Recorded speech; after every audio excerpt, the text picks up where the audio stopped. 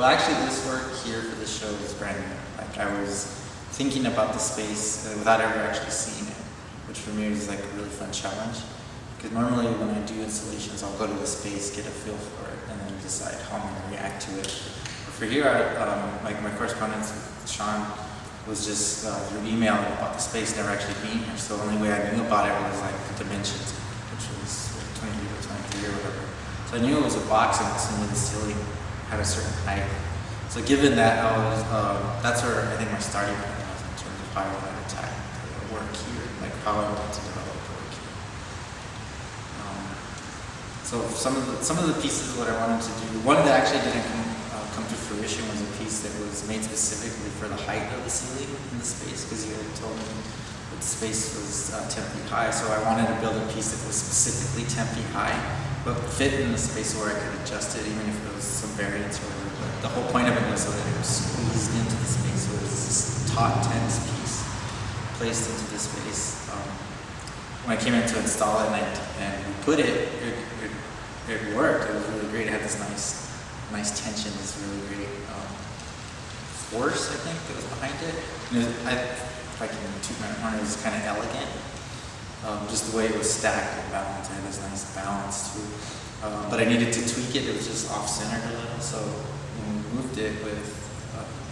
moved it, it just collapsed and just came apart. And I enjoyed that about the piece, but I didn't think it was responsible for me to do that and show it to a group of people without them being aware of the possibility of it collapsing on them. So I decided to display just the remnants of the attempt at the piece, which I think keeps in dialogue with the core of my practice, which is the idea of potentials. That's actually what I'm really interested in. It's just the concept of potential. So when I speak of potential, for me, what I think of is the way things are and the way we project them to be in an ideal way. Like this, whatever this thing is, could be that, but so much better. So that's its potential. It's what it could be as opposed to what it is.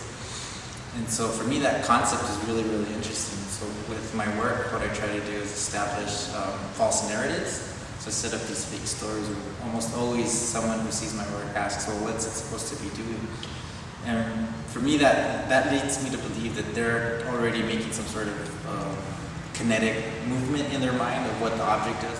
It's supposed to be doing something, but in reality, it's acting as a traditional sculpture. We're just supposed to appreciate it, to look at it. So even though they're not made to do anything, or there's an implication that they're supposed to. So for me, what I would like the viewer to do is make that jump or that leap or whatever, where they think it's supposed to be doing something. And that thought process for me is actually way more exciting than anything I could actually make it do. So actually for me, I actually believe that's where the art really resides, is in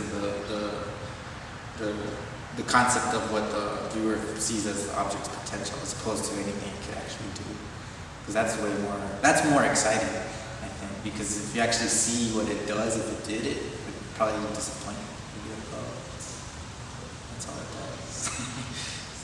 So, two of these pieces, these two over here, they use that idea of tension as a way to get to that idea of potential for me. There's like the precariousness, this balance where it could tip over, it could lose its center of gravity or whatever.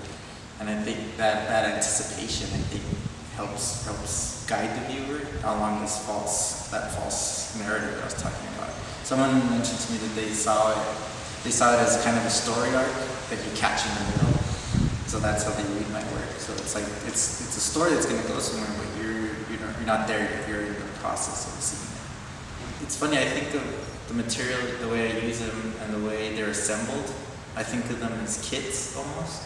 And I think of them in prints also. So because the materials I use are manufactured, high volume products that you can buy like at any store really, I imagine my work being as accessible to everyone really. So like if you have the materials and you wanted to duplicate it, you could. I don't know if it'd be exactly what I would do, but yeah, I want my work to be accessible. So I think, I don't know if I'm answering this right, but my work I want to see it, you know, along those same lines of like a mass-produced object, and that, and maybe it does speak slightly to modernism and like the whole idea of IKEA, everyone can own their own like, fine art furniture or whatever. So it's speaking along those lines, and why I use some of the materials I use and why it's so accessible.